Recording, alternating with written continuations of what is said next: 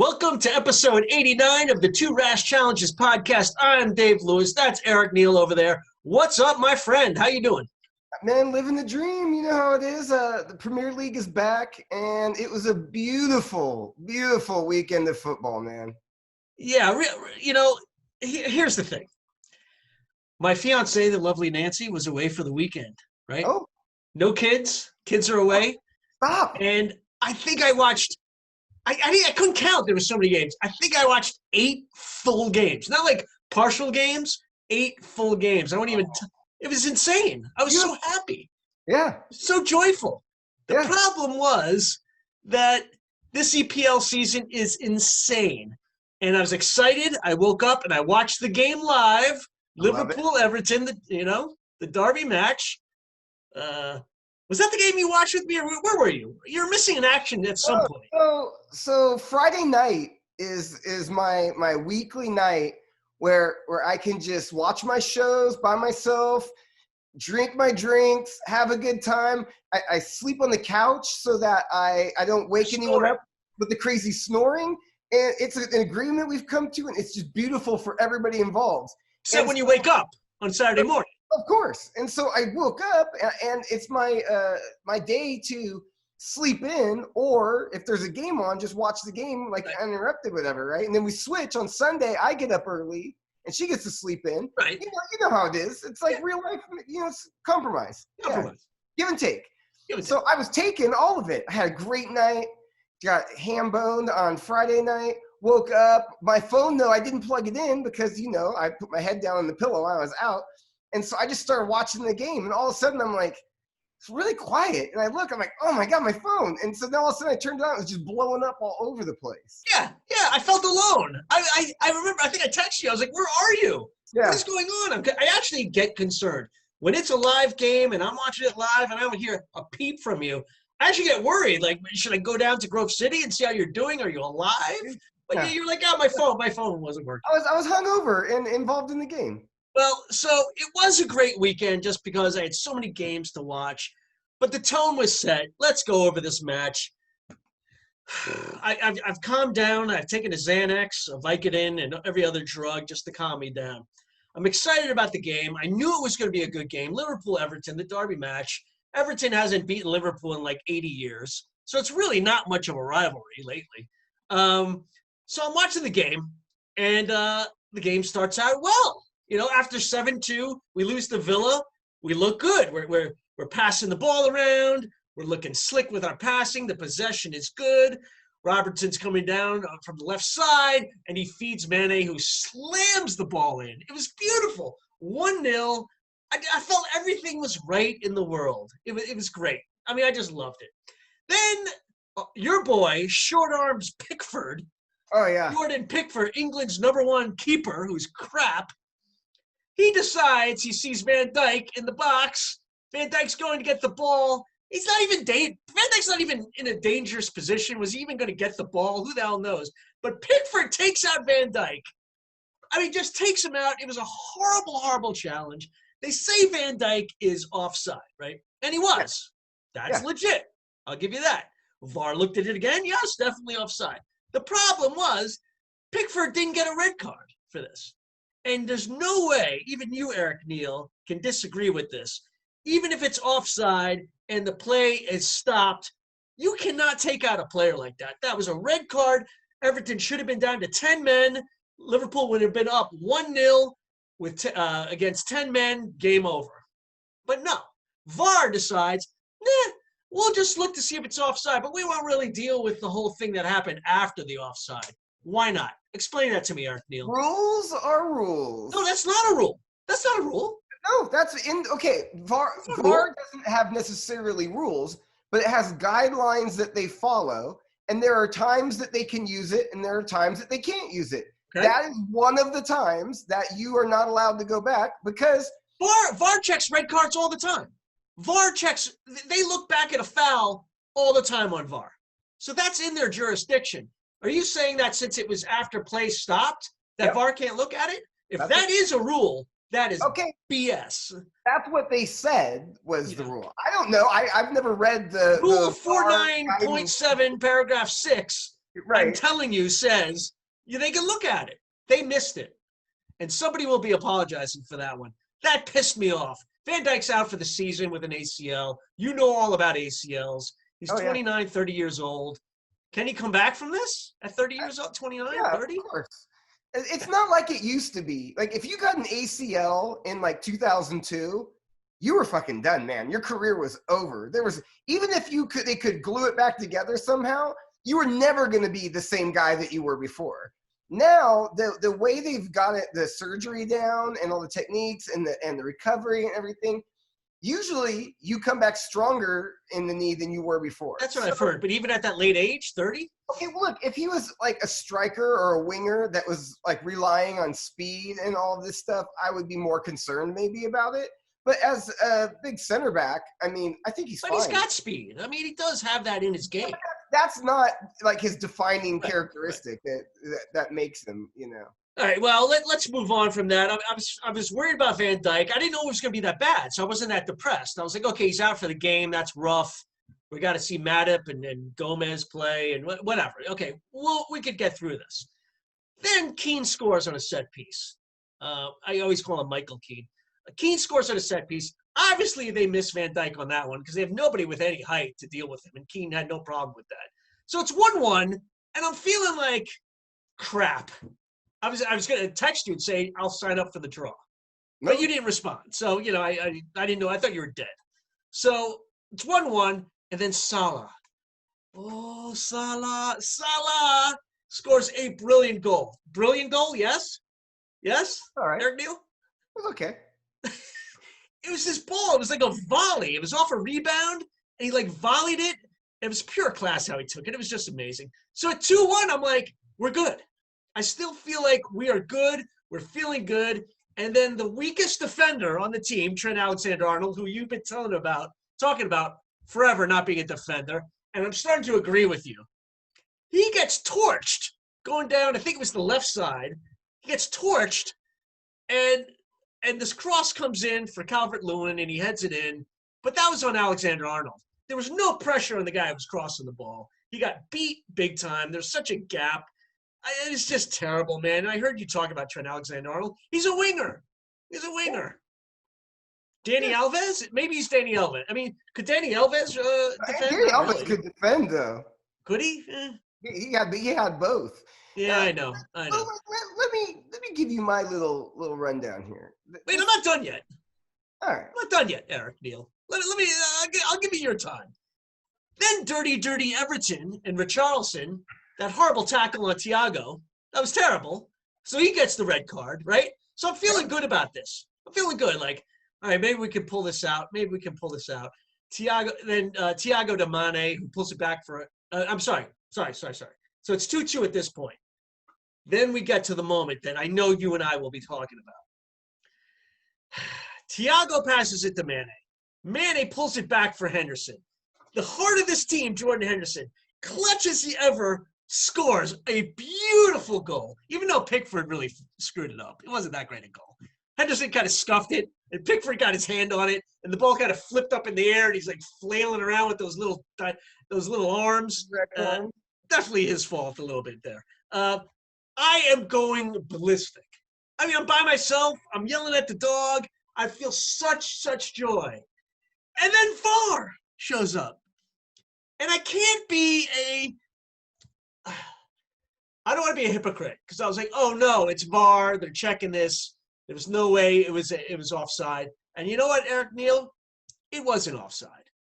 Don't tell me it was. It was even. It was either even or he was onside. I looked at that thing 10 times. They looked at it like 40 times with a protractor and everything. They had so many lines. I mean, I feel like it was so painful, man. It was so painful. So I want your take on it. So obviously the goal gets taken back. I want your account on it. Was it a goal or not? All right. So was it offside? These are my notes. Hey, can you do Liverpool? Don't be biased. I want your objective opinion, Eric Neal. I'm going to give it to you right here. Okay. You guys were absolutely robbed in this game. Like, Absolutely. Like, And that usually happens the other way, as you in a remind whole me. bunch of different decisions. And I am here for it. You guys have gone on, I was talking to Wellsy before we recorded today. You guys have been on like a 1.5 2-year-long streak of every fucking last thing going your way. Every call, every fluky goal, every like last second winner, every last thing you could possibly imagine has just gone your way for the longest time. It was going so long, I thought it might just be that way forever. And to have a game where it actually evens out for once, look, I can't, there's no getting around it. You guys were screwed. It was a red card by Pickford. I don't think it was intentional. I don't think he tried to hurt him. I think it was just... It was reckless, but it was reckless. No, it was reckless. It was a clumsy judge, but he was going for the ball. He was trying to clear the ball. You see this guy's... He came nowhere near it. I'm with you. I'm just saying, a lot of people were like, oh, giving him death threats and like saying, you know... all this stuff. I didn't do it. No, look, the Premier League came out and said they're not taking any retrospective action on that. So they're like, you can go back and say it was so bad and it was missed and give him a red card and a ban anyway. There's no ban. So obviously he was trying to get the ball. He made a hash of it and he hurt basically, I would say, your best and most important player. But you guys are on 10 points from 5 matches with a goal difference of 0. Mm-hmm, yeah. Absolutely unbelievable. And I would like. Well, why is it unbelievable? Why you have no Allison? I would actually start to feel bad for you. Except, did you see what you guys did? You guys. Can we get to the game? What are you talking about? Listen. You applied to the Premier League and asked them to be able to sign a player outside of the transfer window. Do you remember Barcelona? Yeah, no, that's exactly what I was going to say. No, just like Barcelona, to say, well, there was unusual circumstances around this injury, so we should be able to sign a player. Get the fuck out of here, man. Hold Absolutely on. no I way. want to quote what you just said, Eric Neal. Rules are rules. Rules, as in Barcelona, I'm not sure about Premier League, La Liga and Premier League. If there's a rule that stipulates you can do this, why shouldn't we go for it? No, it's a stupid rule, but I think it's there. If they grant this, it is the biggest sham. But it's not Liverpool. Don't go there, man. When Barca did it, I called it out as a sham. I did too, but when you break it down, they are playing by the rules. Look, all I'm telling you is that is shameful behavior. I'm angry today, Eric. Don't mess with me, man. I'm so angry. No, listen, I saw the goal and I was so mad. As joyful as you were when that Henderson goal went in, I was the opposite. Like, and just, how could this happen? We were so close to screwing them. It was so great. And when that came out, it was like, it was as good as a celebration when your team scores a goal, seeing that get jerked away. And I sent you all the videos. It's so funny because I don't know why people insist on filming themselves in these. Do you remember the Man City kid? And in the Champions League and all this, whoa, he's just going crazy, just the pure tears of joy, high five and everyone, and then just jerked away at the minute. It's a horrible feeling. It's a horrible feeling. No, it is. It's terrible. I don't wish that on anybody, man. It felt horrible. It's like you won, you got a scratcher, and you scratched it off, and you're like, I just won $10,000. I just won $10,000. And you look, you're like, oh, I'm reading it wrong. Ah, damn it. It's just like the thrill of victory and the agony of defeat, all there in like a 1 minute span. So, I know. Wellsy asked me, he's like, you looked at it. Was it offside? I'm like, even with the lines, I still couldn't see it. I'm like, that was the thing. If it was like a 16th of a millimeter off, and I'm like, look, just give it to us, that's crap on my end. No, I didn't see it, what they're seeing. No, I'm 100% with you. If it was even the slightest, if there was even a shirt sleeve, if there was anything that you could look and say, I see that piece is farther than the other player, then you gotta just take it and eat it and say, I hate that they measure it, but they're measuring it. I couldn't figure it out, man. I'm looking at the lines, they're going back and forth across each other, they're lining it up, all of a sudden they're like offside. I'm like, what? Is this the problem though, a bigger problem with VAR in that the technology is as good as we can get, but it's the same as before, human error. You still have human beings looking at this stuff with their own eyes, and there's error. Have we gotten better? I would say yes, but it's taking longer. It's breaking people's hearts. It is ruining the flow of the game. I don't know, but man. I still like it, and I still want VAR, but we got to figure out a better way of doing this. There's got to be a better way. I think there has to be some sort of artificial intelligence or robot that could do it, where it doesn't have because you've got a person using a tool. The With tool, biases, too. the tool could be perfect, but the person is fallible. They're a human being. If you had a robot that did it, and it was like, look at the goal line technology, except for that one fluky one that kept Villa up last year, where the camera works. actually, it didn't do it wrong. It just didn't work. It was blocked or something. But that gets it down to like a hair. It's either a goal or it's not a goal. If you could do that with offside, then I think it'd be like, okay. Look, Eric, there's too many things that can go wrong even with the technology. When the passer of the ball, let's say, or whatever happens, when it's passed and they freeze frame it, are we positive it's 100% when the foot impacts the ball and it's getting released, that's when we're stopping it at the right point?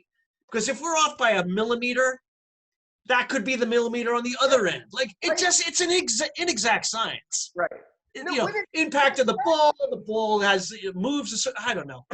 No, look, in American baseball parlance, the tie goes to the runner, right? Like, so if you've got a play where a ball is hit in the play and the player that hit it is running the first base, and they throw the ball and that person's foot lands on the base at the exact moment that the ball hits the glove, they say the runner's safe. Even though it happened at the same time, tie goes to the runner. I feel like for the attacking players, give them the advantage. And they say level is onside. Mm-hmm. So if you level. If you can't tell for sure, then it's level. That's my thought. All I know is you lost all our listeners because you talked about baseball. My heart was broken. I love this team, as you know, almost as much as my kids. I was sad. I felt like this season is slipping away. Seeing Van Dijk get an ACL, Allison out for another month. Seeing Adrian, our backup keeper, he was fine, but he was a little shaky. Matip and Gomez are going to be our center backs.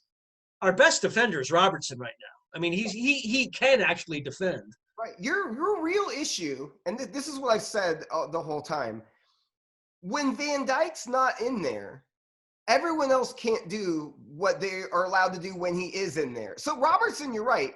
He's a lockdown defender. He'll be fine.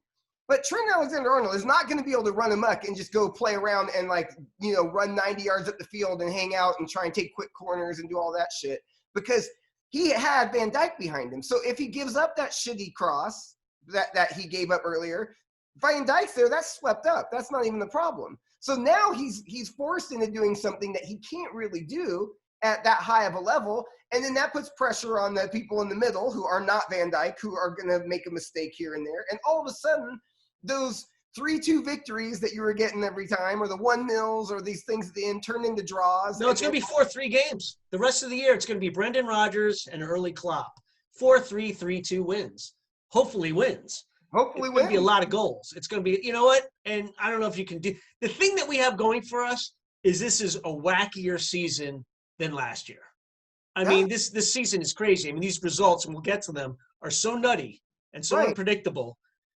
Well, yeah, like say City had won, they've only played 4 matches, but say they won their first 5 matches, whatever. All of a sudden, you'd be in real trouble. Yeah. But now, because they're shambles, it's like you're really, I mean, this is going to either go back to normal at some point, and you guys will run away with it with City probably, or somebody else.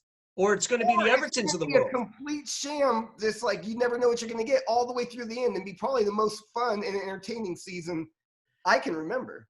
I mean, it's just – now, I got to be honest with you, Eric. I mean, do you think – this is blasphemy, but if you have no Van Dijk and your defense is really weakened, do you play that I don't even remember our new signing, that guy from, what was he, Greek? Tzatziki? Yeah, it's Tzatziki, the yogurt guy. I mean, do you bench Alexander-Arnold? I am not kidding you. I'm not kidding you. I don't know that you necessarily offensively, he's amazing. He's a great player, but I don't know that you have to bench him, but maybe you move him up in the midfield. Well, that's fine. I'm fine with that, but look, People will kill us as like stupid Americans that don't understand football and like he's this and he's that and he's this. He is not a. I would not put him if you're talking about pure right backs, just defending like defensive. Old school, like 20 years ago. No, I mean I'm talking right now in the league. I don't know if he's in the top 10. No. Now, if you look at his all-around game and what he offers, he's top 5. He's top 3, top 1. If you look at it, if in Klopp's system, he is the best guy you could ever want in that system. If you guys have your starting 11, your full-strength starting 11, I think of like, and this is a weak comparison, but I'm just going to give it to you anyway. It's like Yedlin for us. I always liked him, but he was a winger. He can't defend. That guy cannot defend. Now, he wasn't great like Alexander-Arnold with his crossing. I mean, Yedlin wasn't that good. My point was he had a lot of speed. He brought a lot to the table as a back, but he couldn't defend for his life. And Alexander-Arnold can't defend either. So people fall in love with these right back, left backs can get up the sidelines and whip in crosses. Nobody could do that better than Robertson and Alexander-Arnold. But we need defense. We need defenders. When you have Van Dijk and you have Allison, it covers up for all that. You can just maraud and do whatever you want and start whipping. Liverpool looked better with Henderson in. They looked like a different team. And I know you give him crap a little bit, like he's not as good. Okay, player of the year. You don't think he's player of the year? No, I don't think he's player of the year. That's fine. But he's one of the most valuable players on Liverpool. When he's not playing, they look like a different team, and they look better the other day. So if you don't have Henderson, Allison, and Van Dijk, we're not winning crap. You're back to the carious years on the whole thing. I think I went back because I got done with the Spurs All or Nothing documentary series. Yeah. Glorious. I mean, amazing. Anyone with a brain's already seen it. But I had not seen the one they did on Man City and went back and watched it. And it was that year, I think, that you guys lost to Real Madrid in the Champions League final. Okay. And so to me, it was that transition year. I think it might have been the year you signed Van Dijk because they got Laporte instead of Van Dijk. Right. And I was watching the games with you guys, and it was like when you guys were just on the cusp where it was like, wow, if we just got that one or two more pieces, we're unstoppable. Yeah. But those one or two more pieces are gone now, and now all of a sudden it's like I'm seeing what I was seeing back from that team back then. And Klopp, I mean, he only knows how to play one way. He's not going to change up and say, all right, we're going to go be more pragmatic and safer because we have this or that. He's just going to ask his guys to like do their best to not make mistakes and hope he can hold it together long enough till Allison and Van Dijk come back. I believe it or not, I'm not sold on Gomez either. So at this point, Matip is your best central defender, and he's fine as like a third guy, but not as your starter. And you know what? I think I take my chances with Fabinho. I just put him in. I put him in. Ask you anything. You're going to do the Fernandinho. Pep exactly. I didn't love it with Barcelona, but I'll give it a shot. We got to change our system, I think. Put Fabinho back there. So no, I'm going to ask you anything. Yeah. Do you go sign another Van Dijk-like guy in January? Yes. And just say, look, if we want to win the league and the Champions League or have any chance of that this year, well, look, we got to eat it, spend the money, and go get another like $80 million. Well, I don't think Koulibaly is as good as we think. He's awesome, but I think he's dropped a bit. So if we can get him for like 40, fine. I'm not paying 80 for that guy. He's good. He's very good. I think his reputation is taking some hits, though. I mean, I don't think he's as good as he used to be. I don't want a project. I don't want somebody 23 who's going to be a good center back. Give me somebody 28 to 30 who's established. I don't know who that is. Maybe it's Koulibaly.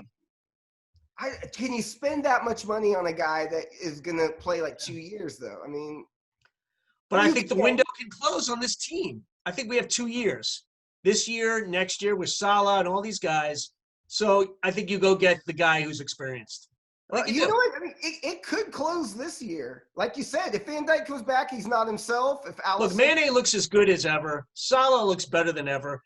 Firmino, he's not looking so good. I wish we had Timo Werner.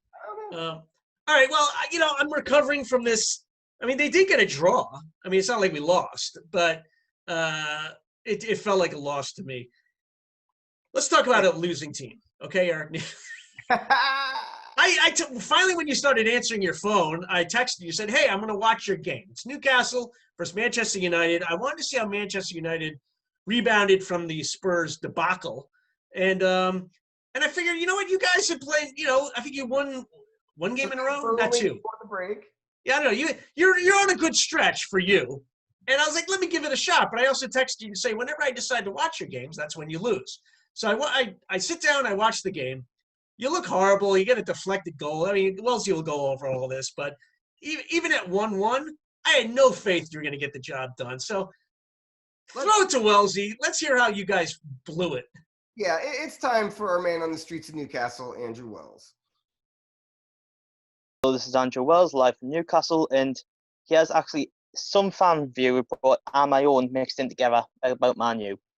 So obviously, when the team news came out, we're like, okay, why the hell is he starting Hendrick again? I mean, everybody's saying that. I mean, maybe Hendrick has leaks on Bruce's nudes or something, but because he hasn't really performed any way, so it's beyond. And then Fraser, who actually played brilliant for Scotland in the midweek, he didn't. You're just thinking, what the hell? I mean, Man U have a really shoddy defence, so why didn't we just go for it? But obviously, Bruce has his ways, and that's never going to change, really, is it? So obviously, that's a bit of a hassle. And then, although as the game started, we actually started really well, like first 2 minutes, because obviously we got the goal, well, by an own goal from a cross by Crawford, Shaw deflected in, but obviously that was good. And then basically after that, what the hell happened? I mean, Bruce just basically went and said, that's it, park the bus, and people are furious about it. I mean, you've got like ASM, you've got Wilson, although I'll admit Wilson was unlucky in the second half about that game, which I'll come to later, but obviously things carry on and everyone's getting really frustrated with Bruce's tactics. And it was even proven, like, as I move on to the second half, Hayden came off and we're like, okay, everyone was saying, put Miggy or Fraser on because obviously Hendrick could slot into CDM, but he decides to put Fabian Shaw and put 5 defenders, and you're like, what the fuck is he doing? It's just baffling. I mean, I don't know if he's got a problem with Miggy or something, but something's not right there. And a lot of people agree. And then carrying on with the game, I mean, as I said, Callum Wilson, he was incredibly unlucky not to get a second because I did put off a cracking save. I have to admit that, and loads of people are, but 9 times out of 10 they go in. So it was one of them things, and it might change the game. Although, yet again, fans are extremely pissed off with Bruce with the fact that Darlow picked up a slight injury. And to be fair, he had a cracking game though. So I'm not giving Darlow any blame for the 3 goals they scored in the last 4 or 5 minutes. So nothing we could do about that. But Bruce should have taken them off. I mean, you could see he was distressed and everything, and why keep him on? I mean, luckily it doesn't seem too bad, but he could have seriously just fucked up this entire season. And but the way he's playing, he's actually having a cracking game, so we're a little bit lucky. I mean, he's got the most saves out of every keeper in Europe, so, and he was also the first person to save a Bruno Fernandes penalty, which, although I won't talk about that penalty because the absolute decision was an absolute fucking joke. I mean, it's Man U's though, so what do you expect? So, yeah, basically that's that. Although, obviously, there was some good news. I will kind of say some good news, which fans are really happy about, and that was ASM's getting a 6-year contract, which obviously after the comments he said midweek, we're like, okay, what the hell's going on here? I mean, suddenly has actually realised, oh shit, sort of thing, and just said get him whatever he wants, or vice versa. I mean, no one really knows, but what really got people talking was his Instagram comment where he said the Newcastle project. So people are really baffled about that. So really, though, everyone's really just pissed off, and I'll try and keep it short and sweet because the more I talk about it, the more I just get constantly pissed off about what happened. So really, that's much I'll talk about with that. And I know it's short, but with the next games coming up, I can't really say where we're going to get points. Maybe Wolves with our record, but other than that, really, that's everything. And then I'll talk to you all next week when hopefully we'll get some points, but it's not looking likely. So until then, I'll see you all later. All right, as always, I want to thank Andrew for this report. He really did sum it up. People are just mad. To me, though, what do we really expect? It's the cabbage being the cabbage. I've been saying now for what is it, a year and a half or a year and 2 months or whatever it is since the cabbage got there. We keep playing the worst brand of football you've ever seen in your life, and then keep getting these results that, to people who don't watch Newcastle football, go like, what are these people complaining about? Like, why are these people all so upset? But I mean, Wellsy covered it so perfectly. There's no lineup that makes sense. You've got Fraser, who's did well for Scotland, on the bench. Almiron, like Wellsy. What did Almiron do? Did he do a Freddie Adu? What happened? No, he's there must be something. He must have shagged Mrs. Cabbage or something, because there's no reason he should. He shredded some cabbage. Yeah. So I don't know what's going on, but the lineup's no good. We're not attacking, and you get the first goal, and you think, oh, sure, that's good. We'll just hold on for 85 minutes against United. I mean, I don't care how down United is. They're still United, and you're not ever going to hold on that long. And so my problem was, again, and I swore I wasn't going to fall into this trap, right? But my son's game, of course, exactly at the same time as Newcastle. And I texted you again. I'm like, where are you? Why am I watching this painful experience alone? So this time I had the Peacock app, charged my phone fully, brought the headphones, and I was listening to the game. Matt's got it. Matt's watching the game, sitting down. I'm listening. Somehow his app, same exact app, he's getting it 2 seconds ahead of me. I'm like, oh yeah, this. He's like, yeah, I just saw that. And so I'm really annoyed. I'm trying to watch Aiden's game. We're playing this team. We're just getting destroyed. The team Aiden played against, I mean, they're real good, and we didn't look good at all. So I've got that going. I'm listening to it. And I get down, and it's I hear when it goes 1-1, and then we start walking back to the car, and my phone dies. And I'm like, son of a bitch. And so I get in the car. I got to strap the kids in the car seat. It's just a nightmare, man. And I plug the phone in, and then I push the thing, and it's glitching, and I'm driving, and it's like, oh, I'm like, wait, what? And all of a sudden, it froze up. I can't even hear the last 5 minutes. It 1-1. I'm like, did we hold on? Did we not hold on? I swear I heard goal. I look. Finally, it starts going. I look at it, 4-1. What the fuck happened? There was no time left. I can't even explain to you the suffering of the whole thing. I'm just like, where did this go? And part of me, though, I don't even want the shitty wins anymore, or the shitty point, because all it does is prolong the agony of the cabbage sticking around. We have good players. Now, look, I don't think we're going to challenge for Champions League, but that's a top 10 squad, especially in a crazy year like this.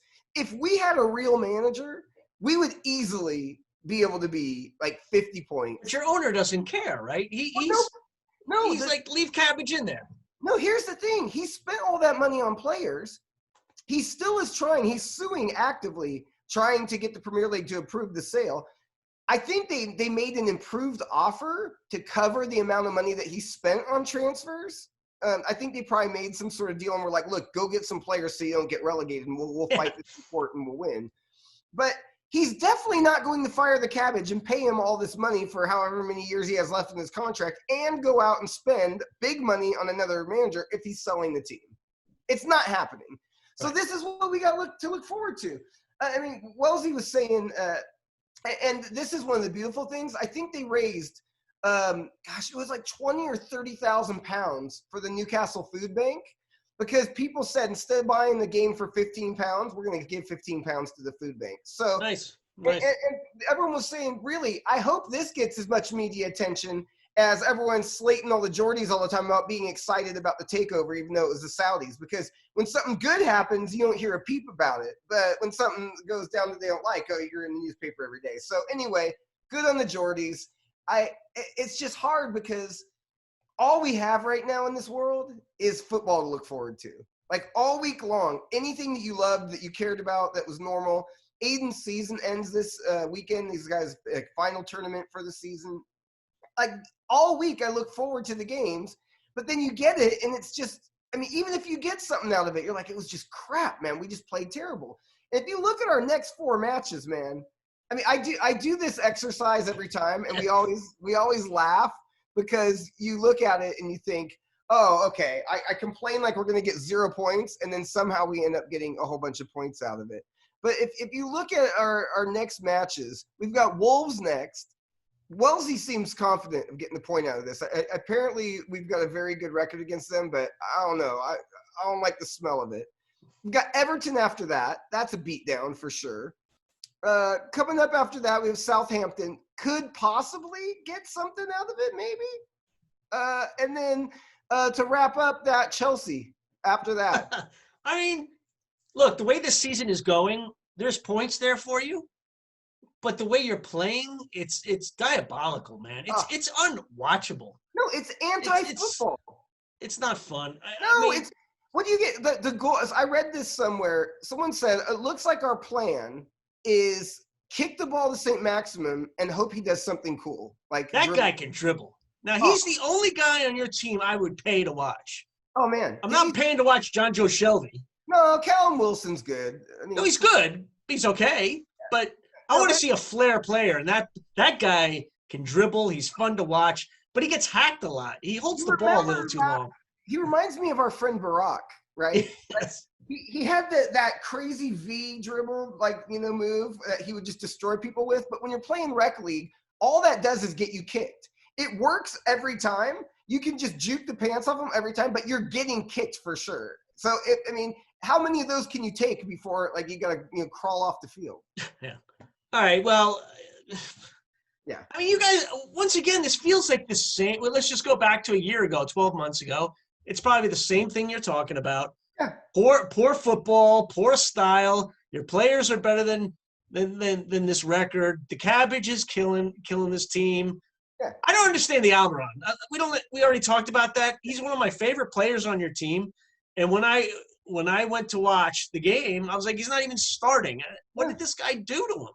No, you said, he's shagging Mrs. Cabbage. It has to be. It's got to be something like that. But creating coleslaw. Yeah. All right. Look, our 2 things are so depressing. If anyone's left, let's talk about the beautiful games that went on this weekend. All right. So the season is insane. You got the pandemic, no fans. Everybody's exhausted. They had a big break, but yet it's mayhem. So Chelsea, let's go to that game first. All right. I'm excited about this game because our boy Christian Pulisic is finally playing. Overall, we'll get to him a little more, but I thought he played fine. For not playing for a long time, he looked fine.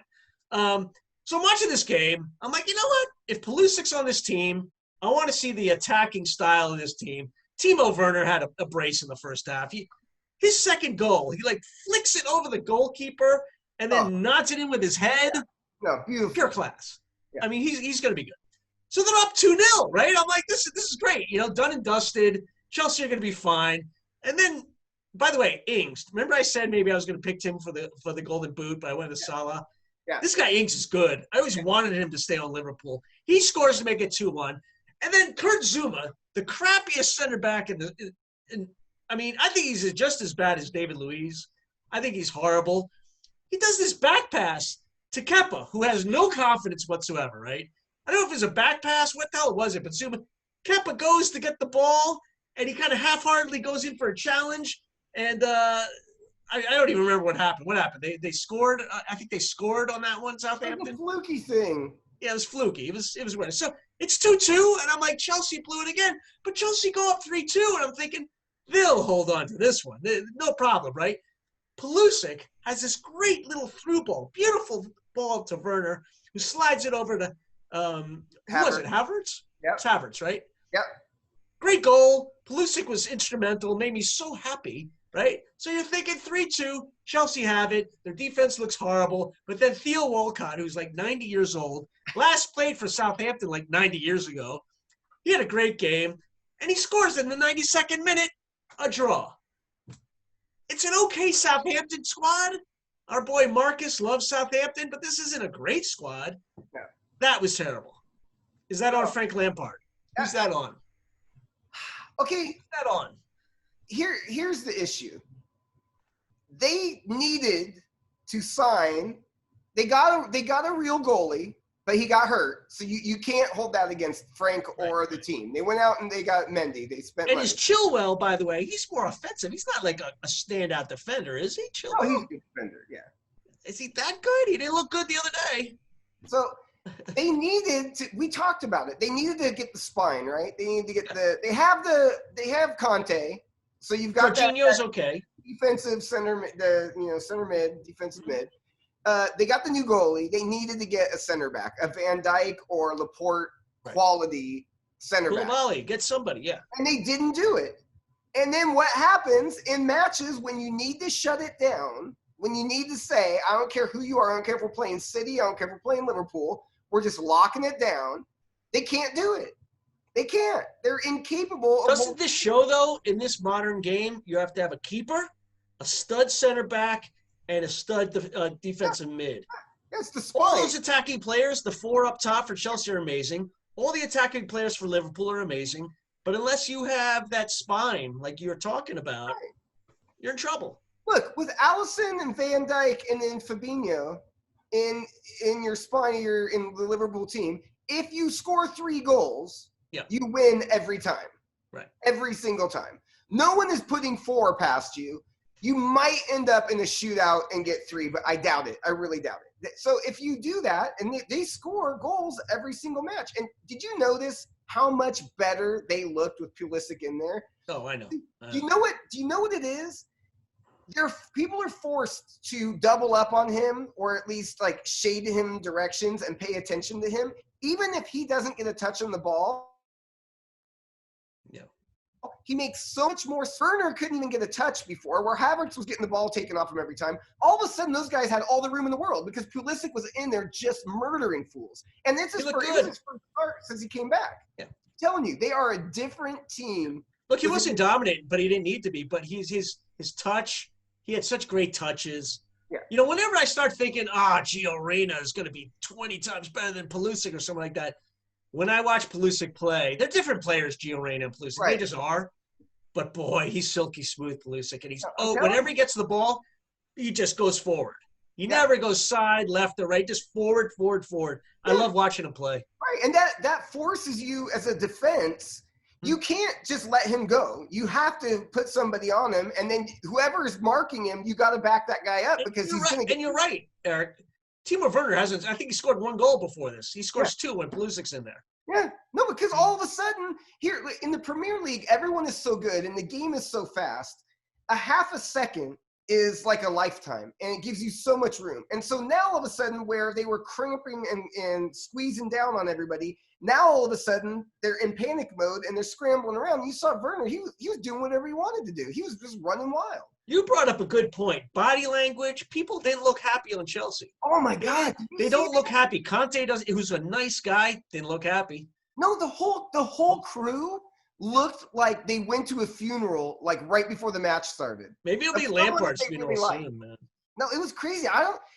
You know what? I don't think Frank is the long-term answer. No. You keep him for this year. And then you let him go. Even if you get the center back, that center back, and you've got your whole spine and everything's put together, there's something off. There's something about the way they keep collapsing that at some point as a manager, you got to figure it out. You got to say, okay, we're going to play a different formation when we get to the last 15 minutes, or we're going you got to do something, because if you keep doing the same thing and it keeps going wrong for you every single time, at some point, it's up to you. I mean, funny you say that, Eric, because what you just said about Lampard, you can say about our boy Jose, who you love. Oh, I do. Take what you just said and apply it. You could say that about Jose right now. Look, Spurs, let's talk about that game real quick. A signature Jose Mourinho team, clean sheets. They don't give up goals. This guy, since he got there, just leaks goals. And look, you're only as good as your players, I get that. But you have to start – he's got the signings now. He's got players to play. And that was a horrendous collapse. Do you agree? Horrendous collapse. No, that collapse was – it was shocking. Shocking. But you can't say it was shocking because you could feel it coming too, though. Okay, so real quick. So Son scores within like a minute. Kane, I think, has a brace. It's 3-0 within like 20 minutes, right? Oh, yeah. I'm thinking this could be 6-0 by the end of this game. Like, I'm just thinking that I'm buying in. I'm like, darn it. Maybe they are title contenders. Yeah. Maybe they can do this. Maybe Jose has figured it out. And within 10 minutes, from 80th minute on, I changed my opinion. Okay, but they could still win it. But that's because this this. season's so weird. It's not because they're good.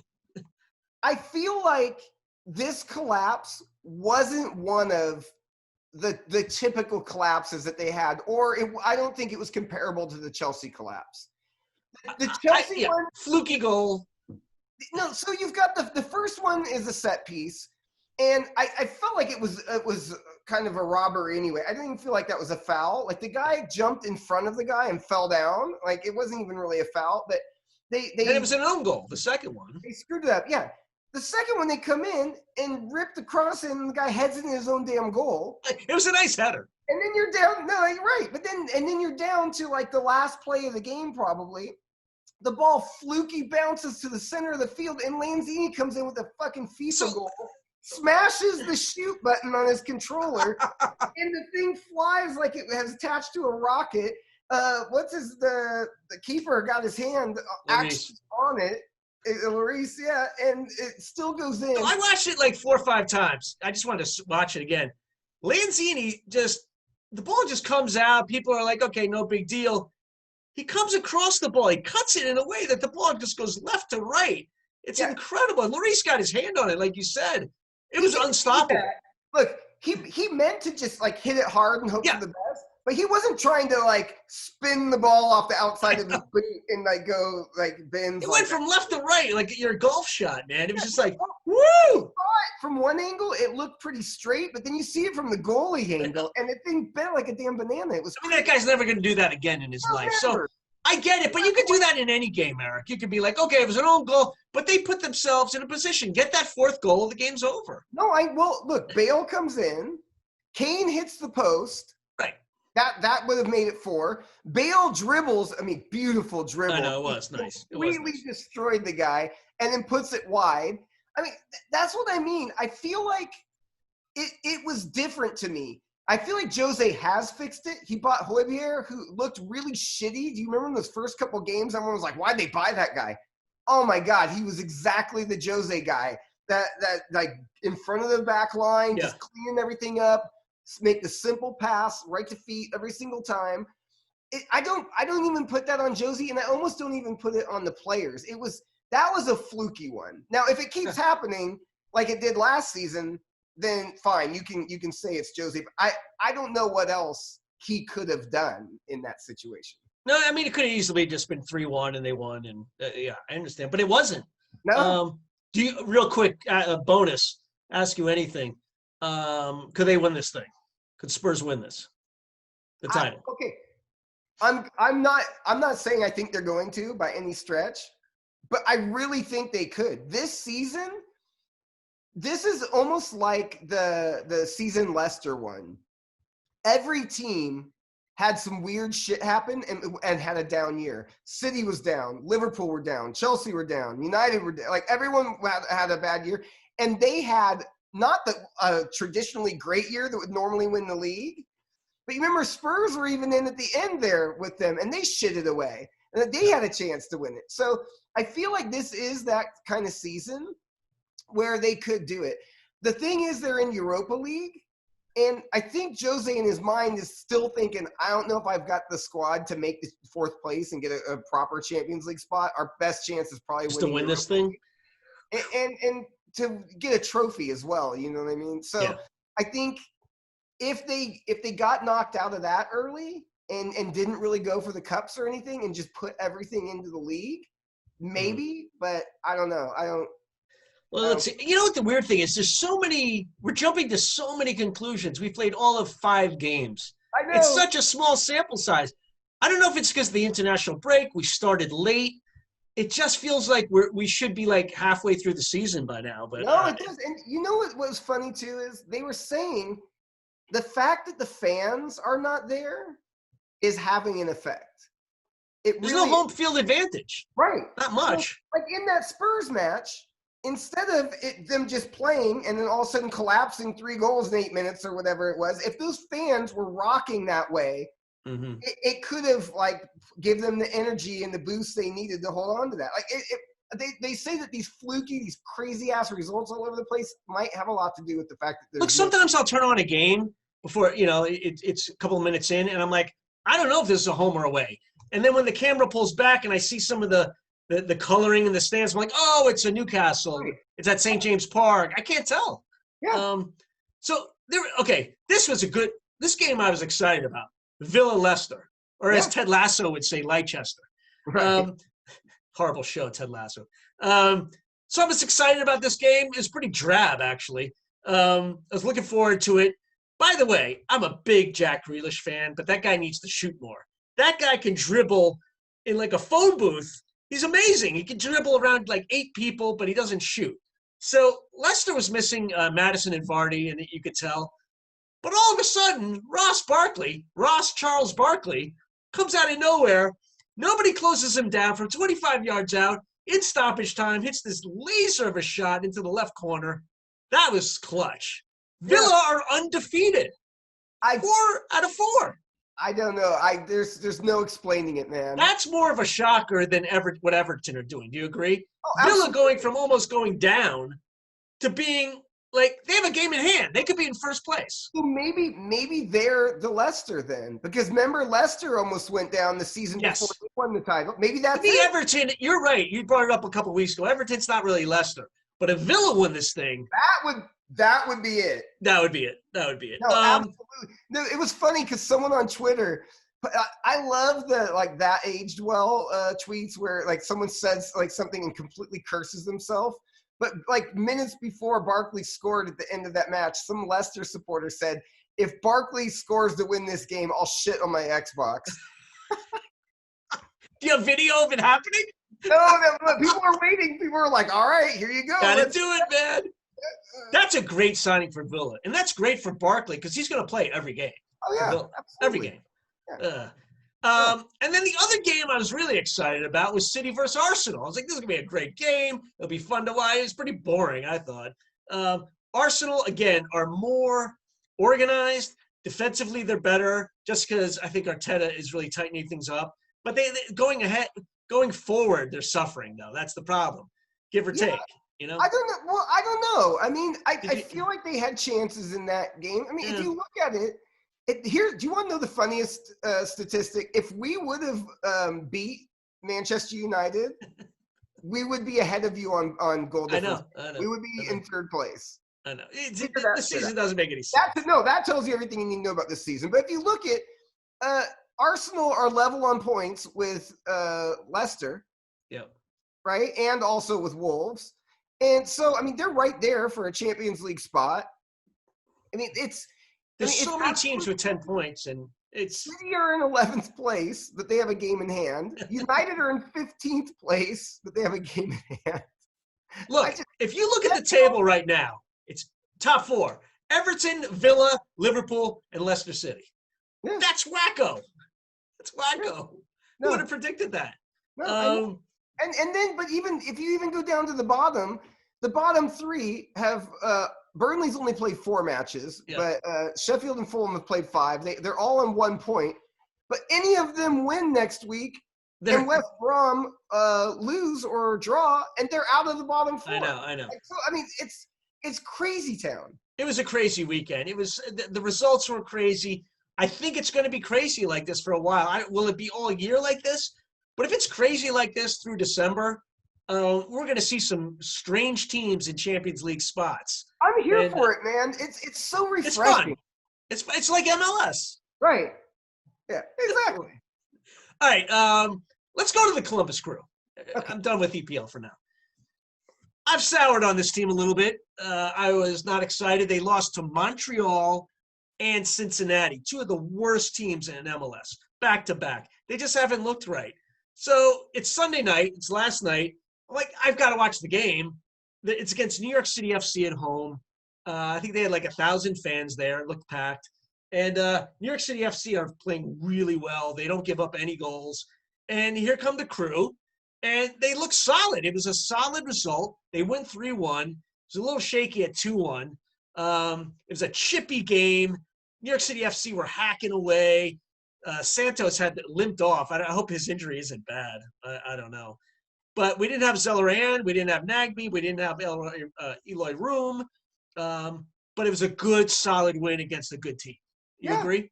Oh, for sure. Yeah. Okay, so it was so funny. Did you watch it? Yeah. You were absent. No, I was not absent. You were absent. I was texting Matt the whole time. Oh, no, we did talk. I just assumed you weren't watching. I remember we did text. No, I watched it. So okay. At the end, though, when Giassi lined up to take the penalty, how sure were you? I knew he was going to miss. How sure? Oh, I knew he was going to miss. I would have bet any amount of money. Now, he made the follow-up. Which he did. He's done a couple times this year. Yeah. So, look, at the end of the day, look, it's in the goal. Whatever. No more pens, though. No more pens for him. No. What do you think? At some point. Now, who are you going to put in? Santos was off. Who else would have done it? I mean, you had to put Zardes there, right? What? Anybody? No, this will make you laugh. So, back when I coached Aiden, so he must have been like what, U10 or U11 at this point or whatever. We play in this tournament now. Every practice we would have before the big tournament games, at the end of practice, that last practice, we would go and we would take pens. And to see in my mind, like if I have someone that needs to take one or a game goes to pens at the end, who are my people like that are clutch? And we'd have a contest where you would just keep going. If you missed, you're out. And then if you made, you stayed in. We just keep going. But Aiden, he was good at like placement and all of this stuff, but the pressure was just too much for him. And so we go to this tournament and we make the championship game. And the championship game, he scores 2 goals and we tied 2-2 and go to pens. Uh-oh. And I call the lineup and he's standing on the side and he's looking at me like, what the fuck, man? I'm like, nah, not today. Your own son. I left him off pens. We lose. The people that made it every time, just missed everything. I don't think we made 1 out of 5. Did Aiden say anything to you? Oh, what do you mean? He's screaming at me. What are you, crazy? What is this? Like, he was going nuts. I'm like, no, man, you're off pens. And, well, if Zelleran comes back, he takes the pens. Yeah, but no, it's some people are cut out for it, and some people are not cut out for it. It's way less to do with being – a natural goal scorer or an offensive player and just being a clutch person that is confident. So I'm the guy in rec league. I mean, I was never asked to take a pen. It was always like 8 people before me. But I always thought like, I wouldn't mind taking one. I know for a fact I don't have the constitution. I don't have whatever it takes. I know I would stub my toe and flub the ball right to the goalie. I just know I would. No, so I've done it. It's good nobody's ever asked me. No, I never. Like, what you do when you're the manager is you gather everyone up and you're like, who wants it? And you look everyone in the eyeball and you see the people who can shoot. Right? No, me. That's me. I kind of slink to the back. I'm like, no, don't call my name. You can tell. Like, that's who you want. Look, if they make it or don't make it, I want the people that hand shoot straight up. They're like, no, I got this. I want this. Yeah, that's who you want. That's who you pick. All right, real quick. It's got to be off pens from now on. I mean, come on. Real quick, some last-minute notes before we move on. McKennie has COVID, so he didn't play for Juventus. Reina looked good for Dortmund again. He looked really good. Dortmund don't usually get those kind of gritty 1-0 wins, and that's what they got. There's one thing I want, and this is a bonus Ask You Anything. I was listening to ESPN FC. They have this daily show, and Jurgen Klinsmann was on last night as like a pundit. Horrendous. The worst pundit I've ever heard. They kept asking him questions. Hey, Jurgen, between Michael Ballack and Schweinsteiger and Cruz, who's the best player? Who would you pick first? He kept skating around the issue, wouldn't pick anybody. I mean, He never answered one question directly. He was like the happy German, politically correct, would never criticize the German coach, Yogi Löw.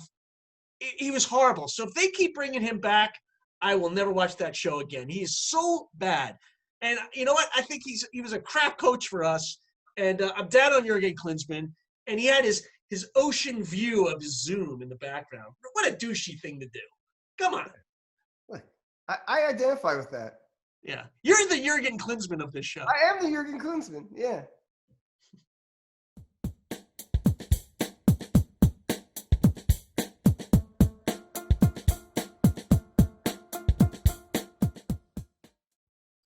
All right, Eric, as you like to call it, it's Gomel time.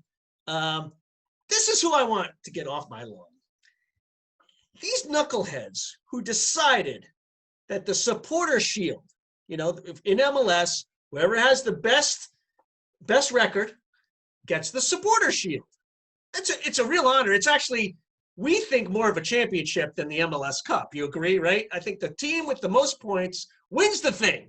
Well, yeah, because normally that's how it works in the That's world. how it works in most other countries. Yeah. So it seems, and I never knew how the supporter shield worked. I guess it had something to do with the supporters. But it seems like there's some board of people who decide, I guess they're made up of supporters groups. I don't know how this works, but there's a board. And they decided, you know what? This year, because of COVID and everything, we're not going to do the supporter shield. We're canceling it. So this is a quote from them. This is not an easy decision to make. With the inability for supporters to be in attendance and fill their stadiums with passion, however, we feel as though the current climate goes against the spirit of the shield, the board said. So this year, we are not having the community shield. The team, supporter shield, I keep saying community shield. I apologize. Yeah. Supporter shield. Community shield's in England. Anyway, so they've canceled it. Toronto now, who's winning the supporter shield, the coach, Greg Vanney, has gone ballistic. How can you get rid of the shield? These people, how can you get rid of the supporter shield? This is horrible. They don't know anything about soccer. So you know what? To the board, the supporter shield, not the community shield, the supporter shield, this group that did this, who got rid of this thing, get off my lawn, because you guys are idiots. Why would you get rid of it this year? Why? That's a question for you. I didn't have a question last segment, but this is a question for you, Eric. Yeah. Why? Why would you get rid of it? So look, or do you not care? I saw the news, and people are going completely nuclear over this whole thing. There's this guy, Morgan Hughes, which was one of the main Save the Crew people. Yeah, still does press all the time. I think he wrote a book about Save the Crew and all this and everything. He did like this tweet storm. He looked like goddamn Donald Trump about like how mad and upset he was about this thing. And I was like, are we really mad about this? Like, is this really? It's get off my lawn material. No, it is. Look, I'm fine with get off my lawn, but I was like, it would be a lot more annoying to me if we still had a chance to win it. Like, I think if we were in first place right now on points, like we were a couple weeks ago, I would be outraged. But right now, I'm like, I can't be asked. I think I get a Fudo for that whole section, calling it the Community Shield. That's fine. What are you gonna do? Yeah, all right. My get off my lawn, my Gomel this week goes to Pep Guardiola. Oh, Pep. Did you see what Sergio Aguero did during the City match? Actually, no, I didn't. Does he play for them? Okay, yeah. So assistant referee Cian Massey Ellis. Yeah. She awarded a throw against City over on the sideline. And Aguero didn't like the call and spoke to her about it, which perfectly acceptable, right? That's what you do when you're upset about the situation or you're frustrated.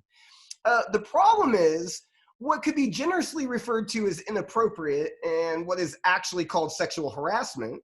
Aguero put his hand around her neck and gave her an incredibly sleazy look and like walked her down the pitch. And she handled it like an absolute pro and just flung his hand off and just kept it. Okay.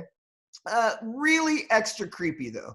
But Aguero, I'm not telling him to get off my lawn. I'm telling Pep to get off my lawn, because instead of stating the obvious and saying that there's absolutely no place for that and it was completely inappropriate and gross and wrong, he defended Aguero and said that it's okay because he's a really nice guy and that we should look for things somewhere else and not here. I don't care if you're nice or not nice. If you're at your workplace and there's a female coworker with you, and she kind of throws you under the bus on something, and it's like, oh man, it makes you have to do a report that you didn't want to do, and you're like, it was really hurt. And you walk up and put your hand around her neck and kind of walk her down the hallway, and they're like, hey, that wasn't really cool. You're fired, man. You're done. You'll never work in this town again. I don't understand it. It was completely ridiculous. And so, Pep, I usually love you, but you are dead wrong this time, and you got to get off my lawn.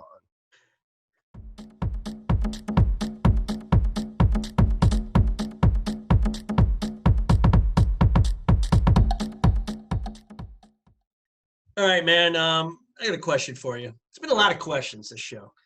I think I know the answer you're going to give me, but I want to hear your answer anyway. What do you think of this? When a player, a la Pickford, takes out, and he's totally negligent, reckless, needs to be more responsible on the field, takes out Van Dijk for the whole year. I think that player should be out the same time that the person's injured. So if Van Dijk's out for 8 months, Pickford's out for 8 months. Done. You know what? Pickford wouldn't have done that. He'd be like, you know what? I can't take this chance. So what if someone gets injured really badly, but it was just like a fluke thing? Look, don't tell me anything's objective in this game. There's not a lot in this game that's objective. Okay, did the ball go over the line, things like that.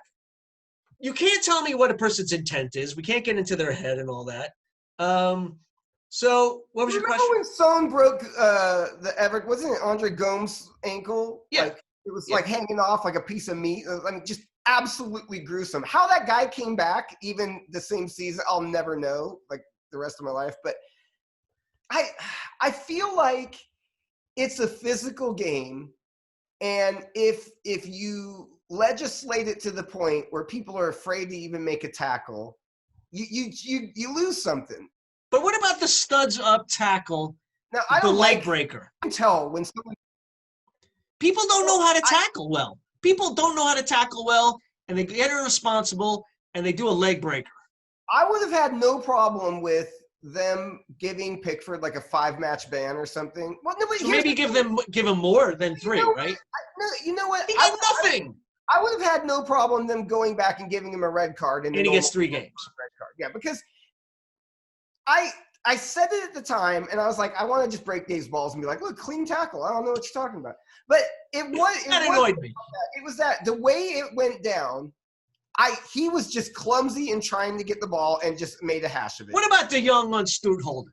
Remember that one? He ended Holden's career. That guy was a butcher, though. That was a murder. That wasn't a. But can you object? Okay, Pickford might have been one of those where you're like, okay, just give him a red card, maybe give him 6 games, done. But like a De Jong, let's say, on Holden, or something like that, I say the guy is done as long as he's done.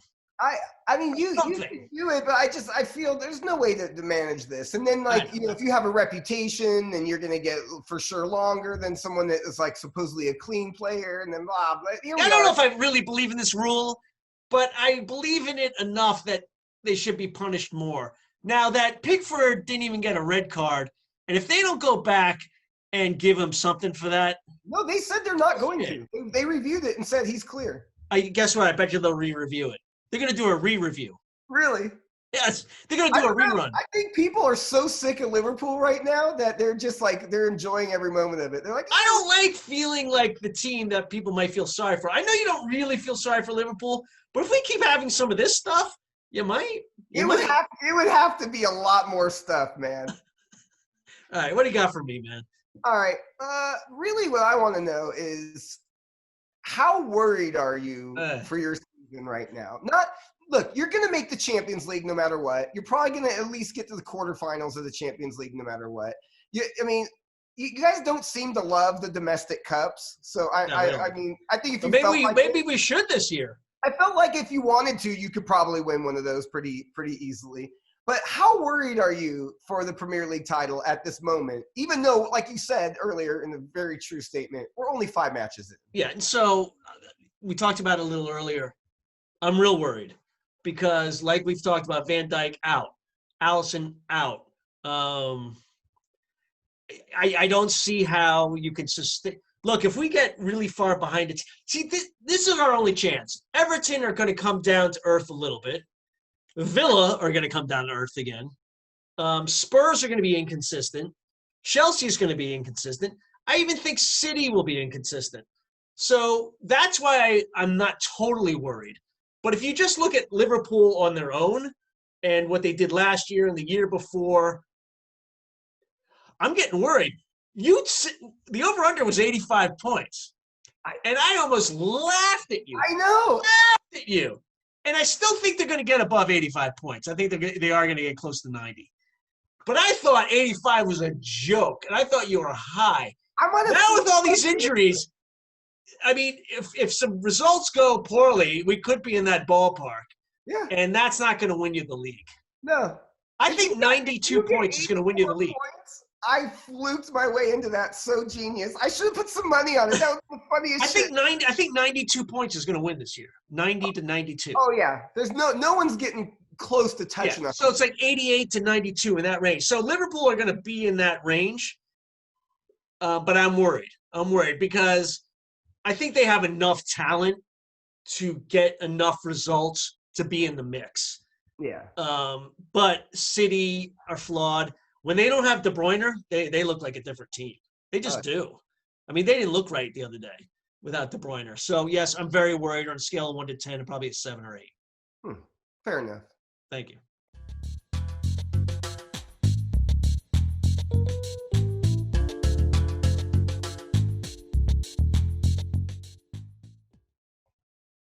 All right, Eric Neal, I got a Belland Award. It's an interesting one. All right. Because I started thinking about this. It's Wayne Rooney, our boy Wayne Rooney, who is I think is he still a player coach at Derby County? I know he plays for them. Is he still a coach? I'm not I don't sure. even know. I'm not sure.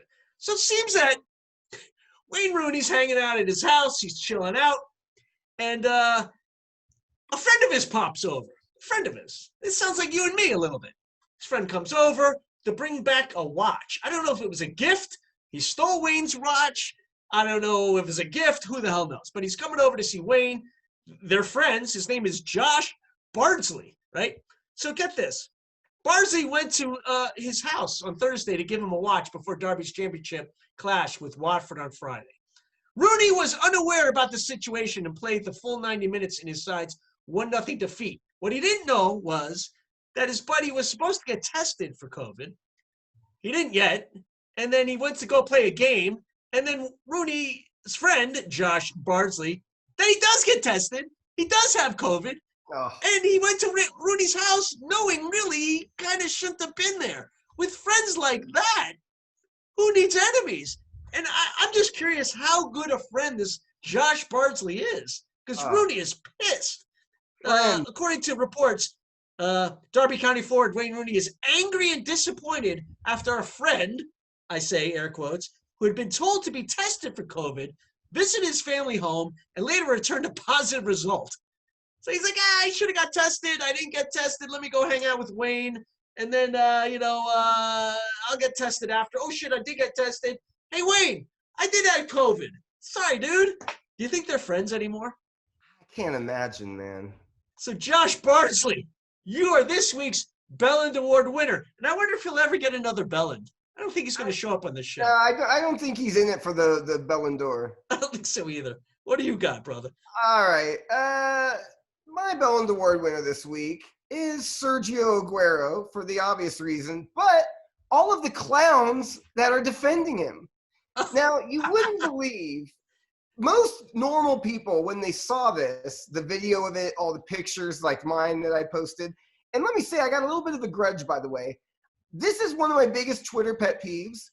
I saw that thing, paused the TV, snapped the picture, and posted it. I guarantee you before anyone else in the entire world did this thing. I got like 2 fucking likes on the thing, man. You got these random ass people. One of them had like 800 followers. They got like 6,000 likes. What the fuck is going on? I feel like I'm don't have any friends. But Twitter, you're not my Ballon d'Or. It's not you, even though I'm very hurt by this. These clowns are making comments like, well, if she doesn't like it, then maybe she shouldn't be in the game anyway. So I'm sitting here, It reminded me a lot of a person that we used to play soccer with and our men's team. I'm not going to name this person, but I remember we used to always go out and have drinks and stuff after the match, get some food, whatever, hang out. And the banter would start, and then people would start breaking balls and all stuff. So one time this person said, like, I miss the old days, like, when you go to the club and you're picking up girls and you just walk up and just smack some girl on her ass. And I'm like, he misses those days. I'm like, you can't do that. And he's like, what do you mean? And I'm like, that's assault. You can't go up and just smack someone on their ass.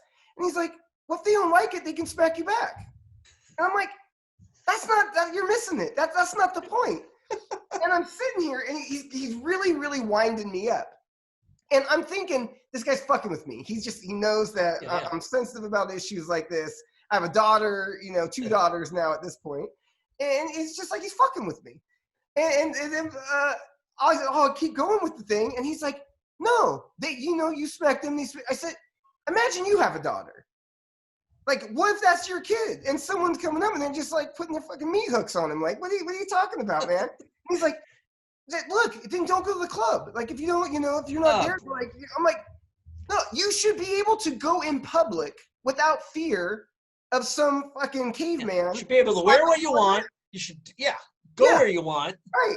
Yeah. And so this reminded me so much of the same energy. You sure you're not giving him a bell? No. Our buddy from Rec League. Yeah.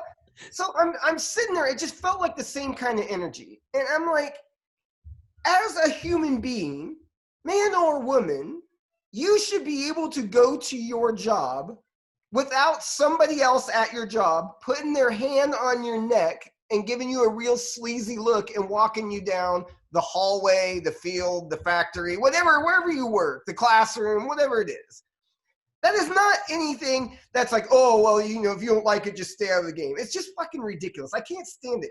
I'm telling you that we've gotten to a point where we're at in this country, or in a lot of countries, because I was getting comments from different parts of the world over this whole thing, where it's like we've just given up on being decent fucking human beings, where you can't just like do the right thing and expect people to do the right thing. Under no circumstance ever do you need to be putting your hands on somebody in the workplace. And I just personally find it extra fucking creepy if you're a man and you're doing it to a woman. You know what? Sue me. I'm gonna stand by the comment. So, Sergio Aguero, misogynistic clowns, you guys are my Ballon d'Or winners.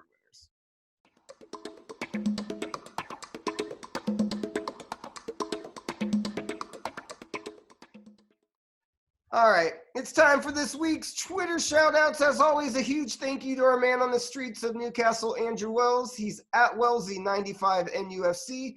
A giant thanks to @RealUSMNT. This account posts everything you need to know about the U.S. men's national team. They tweet us out and retweet each week when we're promoting. We really appreciate it. Shoot the Defense podcast, they're at Shoot the Defense. The Ball Chat podcast, they're at Ball Chat 1. The Bryant and Me podcast, they're at Bryant Me. Thanks to all of you as well. We do appreciate those retweets. A few things I liked this week that I saw. Sky Sports, they're at Sky Sports. Juventus are reportedly looking to smash the world transfer record fee with an incredible £360 million bid to try and land Kylian Mbappe. In a move that would see Cristiano Ronaldo headed to Paris Saint-Germain in the same in return. That's nuts. That is crazy. You can buy a Newcastle for that much. Footy Humor, they're at Footy Humor. They got a picture of the Sheffield United versus Fulham match that was on it. Said, if you're paying $14.95 to watch Sheffield United versus Fulham, you need to seek medical help as soon as possible. That was a dour game. No, terrible. They should pay us $14.95 for that. Nuruddin, who's at Bearded Genius, says, I think the decision not to punish Pickford because Liverpool were offside should be rolled out to all games. There could be a 10-second window after every offside. We're allowed to beat the shit out of each other. No holds barred. It's true. You didn't get punished. You can just like punch somebody after the whistle. As soon as it's offside, you get 10 seconds go. Everyone just start kicking the shit out of each other. It's like that Diego Maradona like video where he's going up karate kicking people. Nuruddin again at Bearded Genius. I wonder whether people will make as much noise about Newcastle fans donating en masse to food banks rather than spin on pay-per-view, as they did about them being excited over the Saudi takeover. Thank you for calling that out. Bearded Genius, you're a genius. Genius. Pogo Senior at the Salt is here. Do you know that kid who gets his parents to buy him FIFA points so he can have a great ultimate team, yet still be complete shit at the game? That is Frank Lampard. Yes. I Super love Fat that. Frank. And the last one I got this week, Footy Humor, they're at Footy Humor. Spurs 3-0 West Ham. Gareth Bale comes on. Spurs 3-3 West Ham. And it's got a picture of Zinedine Zidane with this big shit-eating grin on his face. I thought of the same thing, that basically they don't need Bale. I mean, maybe he'll be okay, but they don't need him. That's not what they needed. No, not at all. They need to stop leaking goals at the end of the game. Yeah. So anyway, that's all I got this week. Another one in the books. Next week, man, episode 90. Can you believe it? Oh, yeah. We're closing Upper in. 90, brother. Closing in. Dude, this was a crazy weekend of footy. And you know what? I got my kids this weekend. Nancy will be around. I'll probably get one game in. Oh yeah, it's over. You're done. All right. Try and respond this weekend when I text you, okay? I got you. And try and watch games live. All right, brother? Talk to you, man. See you. That's our show for this week. Please check us out on Twitter at @Rash_podcast, on Facebook at 2 Rash Challenges, or email us at 2rashchallenges@gmail.com. Also check out our website, 2rashchallenges.com, where you can find articles, videos, and photos. And if you like the show, tell a friend, and make sure you go to iTunes and give us a review. We'd really appreciate it. Until next time, for Eric, our producer and engineer Ezra Jack Lewis, our main man on the streets Andrew Wells, and myself, we say cheers.